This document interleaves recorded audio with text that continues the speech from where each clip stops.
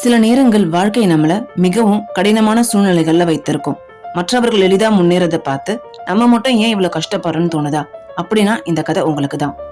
நண்பர்கள் அனைவருக்கும் வணக்கம். தமிழ் லைப்ரரி மூலம் கதைகள் உலகத்திற்குள் உங்களை அழைத்து செல்வது யாழிசை. நகரங்கள்ல இருந்தும் கிராமங்கள்ல இருந்தும் வெகு தூரத்துல பெரிய பாறை மலைகளுக்கிடையே மறைந்திருந்த ஒரு அழகான பள்ளத்தாக்கு இருந்தது. ஒவ்வொரு வசந்த காலத்திலும் ஆயிரக்கணக்கான இளம் மரங்கள் அங்க வாழ்க்கை பயணத்தை தொடங்கின. சில மரங்கள் திறந்த வெளிகள்ல வளர்ந்துச்சு, சில மரங்கள் ஆறுகளுக்கு அருகே வளர்ந்துச்சு, சில அதிர்ஷ்டசாலி மரங்கள் காலை முதல் மாலை வரை சூரிய ஒளி கிடைக்கும் இடங்கள்ல வளர்ந்தன. அந்த மரங்களுக்கிடையே ஒரு சிறிய கன்று மரம் இருந்தது. அது மிகவும் விசித்திரமான இடத்துல வளர்ந்து கொண்டிருந்தது. இரண்டு பெரிய பாறைகளுக்கு இடையிலான குறுகிய பிளவுக்குள்ள அது சிக்கி இருந்தது. அந்த இடைவெளி மிகவும் சிறியதாக இருந்ததால தன்னுடைய இலைகளை கூட அதனால முழுமையா விரிக்க முடியல. ஒவ்வொரு நாளும் அதை சுற்றி இருந்த மரங்களை அது பார்த்துக்கிட்டே இருந்தது. அவற்றுக்கு போதுமான இடம், சூரிய ஒளி, சுதந்திரம் இருந்தது. அந்த சிறிய மரம் மட்டும் குளிர்ந்த பாறைகளுக்கிடையே நெருக்கடிப்பட்டபடி வாழ்ந்து கொண்டிருந்தது. அந்த காட்டுல வாழ்ந்த ஒரு கழுகு இந்த செடிப்படுற கஷ்டங்களை பார்த்துட்டு இருந்துச்சு. அந்த கழுகு பல ஆண்டுகளா அந்த காட்டுக்குள்ள வாழ்ந்தது.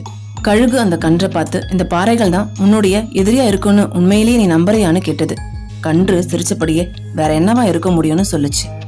கழுகு எதுவும் பேசல. அது தனது சிறகுகளை விரிச்சு வானத்துல பறக்க ஆரம்பிச்சது. ஆனா அது கேட்ட கேள்வி மட்டும் கன்றுடைய மனதுல தங்கிடுது.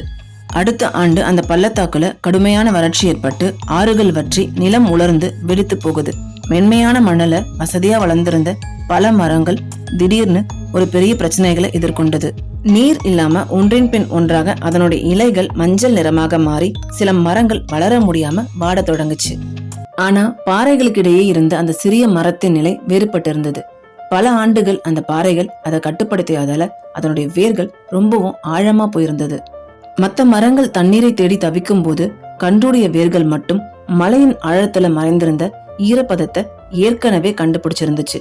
தான் இத்தனை ஆண்டுகளா வெறுத்த அந்த போராட்டம் தான் அதனுடைய மிகப்பெரிய பலமா மாறி இருந்ததை அது புரிஞ்சுக்கிச்சு. காலங்கள் செல்ல செல்ல அது ஒரு சிறிய மரக்கன்று கிடையாது. அந்த பள்ளத்தாக்குலேயே மிகவும் வலிமையான மரங்கள்ல ஒன்றா வளர்ந்திருந்தது. காட்டை சுத்தி பார்க்க வந்த மக்கள் அந்த மரத்தினுடைய வலிமையும் அழகையும் பார்த்து வியந்து போறாங்க. ஆனா அதுக்கு பின்னாடி இருந்த கதை அவங்களுக்கு தெரியாது. வாழ்க்கையில சில நேரங்கள் நாம் எதிர்கொள்ளும் தடைகள் நம்மை தடுக்க வருவதில்லை, நம்மை வலிமையாக்க வருபவை.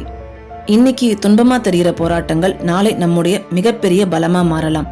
அதனால எப்பவும் மனதை தளர விடாம முயற்சிகளை தொடர்ந்து செய்தபடி இருக்கணும். இந்த வீடியோ உங்களுக்கு பிடிச்சிருக்குன்னு நினைக்கிறேன்.